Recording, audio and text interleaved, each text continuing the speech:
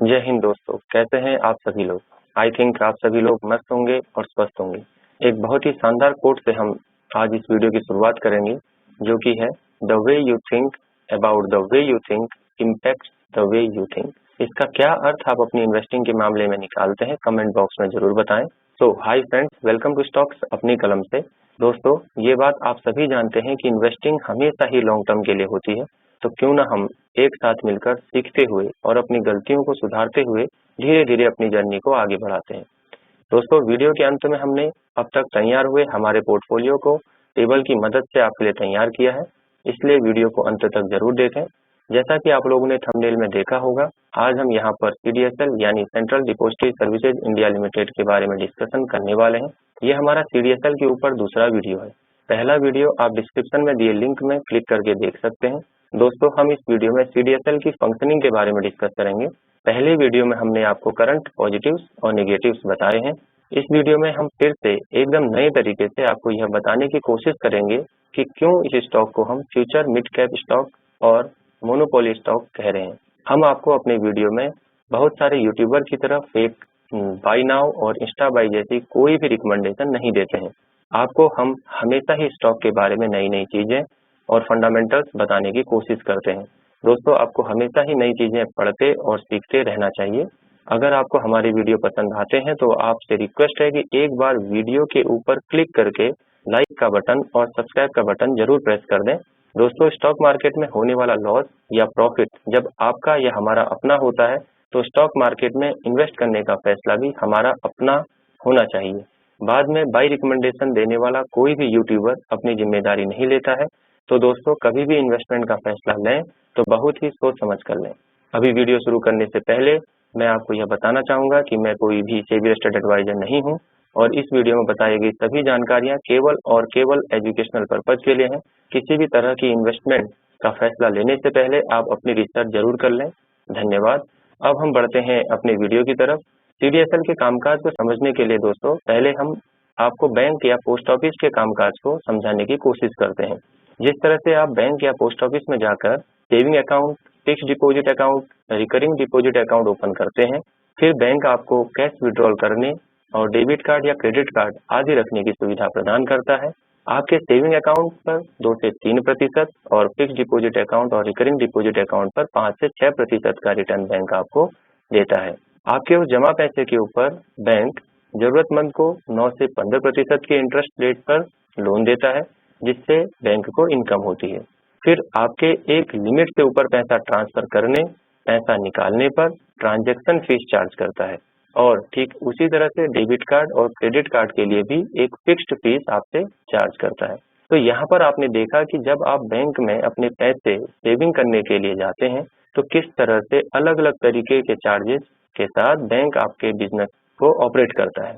ठीक इसी तरह का बिजनेस है CDSL का, जिसे हम वीडियो में आप धीरे धीरे समझेंगे। अब हम जो भी आपको बता रहे हैं वह सभी कहीं ना कहीं CDSL से लिंक है, इसलिए वीडियो को स्किप करके ना देखें।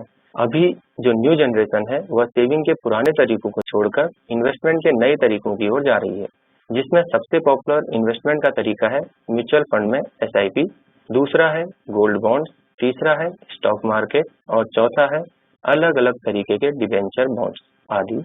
अगर इन सभी तरीकों को देखें तो इन सभी को परचेज करने के लिए आपको एक डीमैट अकाउंट की जरूरत पड़ती है, जिसके लिए आपके पास किसी न किसी ब्रोकर का डीमैट अकाउंट जरूर होगा। यही ब्रोकर CDSL के साथ डिपॉजिटरी पार्टिसिपेंट के रूप में रजिस्टर्ड रहता है और आपका अकाउंट CDSL में रजिस्टर्ड हो जाता है।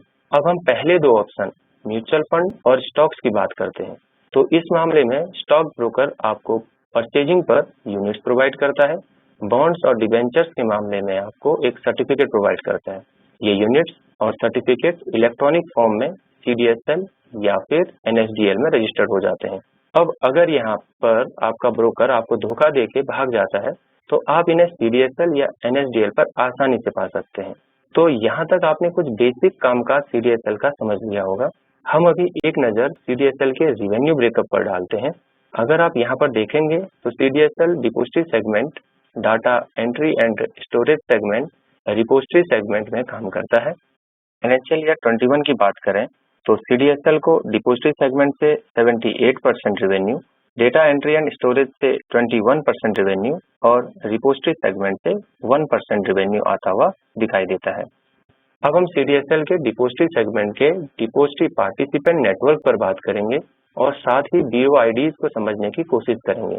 डिपोजिटरी पार्टिसिपेंट नेटवर्क को अगर देखें तो इसमें 28 फरवरी 2023 की अपडेट अगर लेते हैं तो CDSL के साथ 20,079 companies, 587 depository participants, 20,304 DP locations और 8,13,73,441 इन्वेस्टर अकाउंट दिखाई देते हैं। अब आप एक बार BOID को समझ लीजिए। BOID का full form beneficial owner identification number है।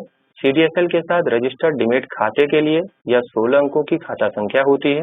इसके अलावा एक डीमेट खाता जो होता है शेयरों और सिक्योरिटीज को इलेक्ट्रॉनिक रूप में रख सकता है। हर ब्रोकर की एक विशिष्ट BOID होती है। अभी तक हम यह सब जो आपको समझा रहे थे यह इसलिए था कि इस बेनिफिशियल ओनर के डेटा से आप यह समझ पाएंगे कि CDSL में लगातार खातों की संख्या किस तरह से इंक्रीज हो रही है। आपके सामने जो चार्ट हमने रखा है वह CDSL की ऑफिशियल वेबसाइट से हमने लिया है। यह चार्ट दिसंबर 2022 तक के डेटा को दिखाता है।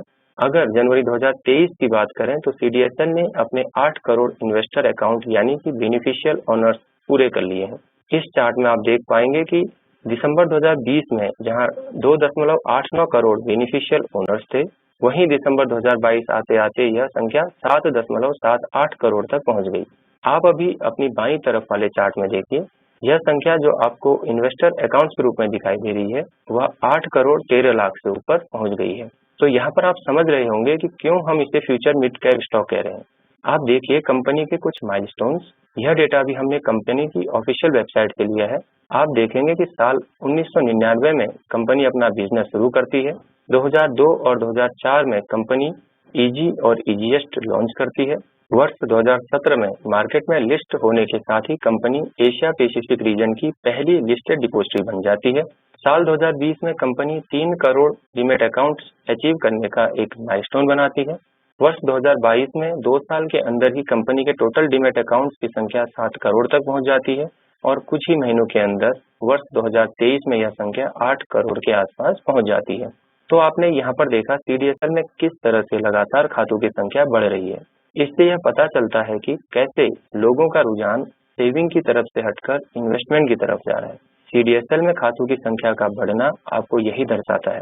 अगर इसी एवरेज से न्यू जनरेशन इन्वेस्टमेंट की तरफ बढ़ती है तो अगले 15 से 20 साल में CDSL बहुत ही अच्छा रिटर्न जनरेट करके आपको दे सकता है। अभी बहुत से व्यूअर्स के मन में यह विचार आ रहा होगा कि CDSL सिर्फ यही काम तो नहीं करती है।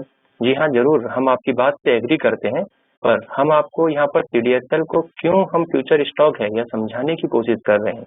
अगर हम सारे कामकाज को एक साथ ले लेंगे तो हो सकता है कि आप यहाँ पर कंफ्यूज हो जाएं। हम आगे वीडियो में हर एक फील्ड में जहाँ पर CDSL काम करती है उसको बताने की कोशिश करेंगे। कहाँ से क्या रिवेन्यू CDSL में आता है यह भी आपको बताने की कोशिश करेंगे। मार्केट में मेनली 2 डिपोजिटरीज काम कर रही हैं, एक है CDSL और दूसरी है NSDL। अगर हम यहाँ पर सिर्फ CDSL को आपसे डिस्कस करेंगे तो यह गलत होगा। एक आंकड़ा जरूर हमें दोनों डिपोजिटरीज का देखना चाहिए। हम यहाँ पर CDSL को मोनोपोली इसलिए कह रहे हैं क्योंकि अभी NSDL आज की तारीख में लिस्टेड नहीं है। भविष्य में या फिर बहुत जल्दी यह हो सकता है कि NSDL भी लिस्टेड हो जाए। तो एक आंकड़ा हम दोनों ही डिपोजिटरीज का साथ में लेकर डिस्कस करते हैं। जनवरी 2023 के अंत की बात करें तो इंडिया में टोटल डीमेट अकाउंट की संख्या दोनों डिपोजिटरीज को मिलाकर 111 मिलियन है। उसमें से CDSL के पास 80 मिलियन, NSDL के पास 31 मिलियन डीमेट अकाउंट्स हैं। असेट अंडर कस्टडी की बात करें तो 80 मिलियन डीमेट अकाउंट्स में 40 ट्रिलियन रुपीस की AUC मेंटेन करता है CDSL और 31 मिलियन खातों में 321 ट्रिलियन रुपीस की AUC मेंटेन करता है NSDL।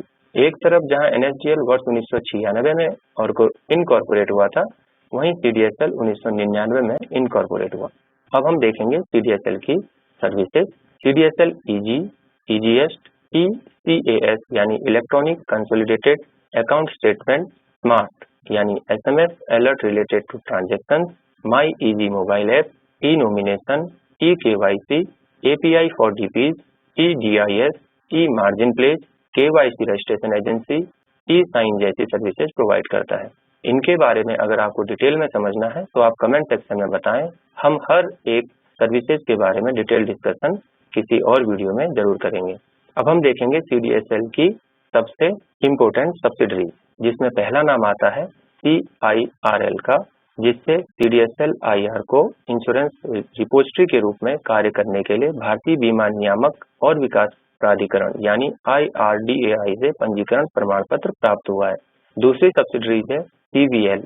CVL ने 2006 में म्यूचुअल फंड इंडस्ट्रीज के साथ KRA प्रणाली की अवधारणा, डिजाइन और कार्यान्वयन किया है, जो देश की पहली और सबसे बड़ी KYC रजिस्ट्रेशन एजेंसी है।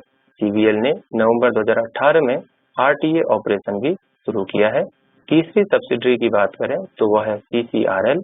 CCRL ने 30 सितंबर 2017 को परिचालन शुरू किया और गोदाम विकास और नियामक प्राधिकरण के तहत काम करता है। यहाँ पर जो कुछ भी हम आपको बता रहे हैं यह सब एक दूसरे से लिंक है, कृपया वीडियो को स्किप करके ना देखें। अभी जो हमने सब्सिडरीज आपको बताए हैं, यहाँ से शुरू होती है CDSL के रिवेन्यू ब्रेकअप की जर्नी। अभी आपको CDSL के सोर्सेज ऑफ रिवेन्यू दिखाई देंगे, जिसमें CDSL को annual maintenance charges, transaction charges, KYC service, IPO and corporate action और अदर सोर्सेज से रिवेन्यू आता हुआ दिखाई देता है। एनुअल मेंटेनेंस चार्जेस से 34%, ट्रांजैक्शन चार्जेस से 19%, KYC सर्विस से 16%, IPO एंड कॉर्पोरेट एक्शन से 10%, अदर सोर्सेज से 22% रिवेन्यू आता हुआ दिखाई देता है। अब हम सभी सोर्सेज ऑफ रिवेन्यू को समझ लेते हैं। सबसे पहले एनुअल मेंटेनेंस चार्जेस की बात करेंगे।